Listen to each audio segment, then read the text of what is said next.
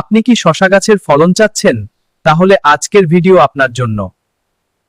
শসা গাছে ফুল হচ্ছে কিন্তু ফল কম হচ্ছে। আজকের ভিডিওতে শসা গাছে ফলন বাড়ানোর জন্য 6টি টিপস বলবো। প্রথম টিপস, শসা গাছে নিয়মিত তরল জৈব সার দিতে হবে, প্রতি 10 দিনে একবার। সরিষার খোল ভেজানো পানি বা ভার্মি লিকুইড দিলে গাছে দ্রুত ফল ধরবে। দ্বিতীয় টিপস, ফুল আসার সময় পটাশ সার দেওয়া খুবই জরুরি। ফুল আসার সময় ছাই গাছের গোড়ায় দিলে ফলন অনেক বেড়ে যায়। তৃতীয় টিপস, পুরুষ ফুল বেশি হলে হাত দিয়ে পরাগায়ন করে দিতে হবে। সকালবেলা পুরুষ ফুলের পরাগ স্ত্রী ফুলের পরাগ রেণুতে স্পর্শ করে দিতে হবে, এতে ফুল ঝরে পড়বে না। 4 নাম্বার টিপস, গাছ একটু বড় হলে গাছের আগা কেটে দিতে হবে, এতে করে গাছের অনেক ডালপালা হবে এবং ফলন বেশি হবে।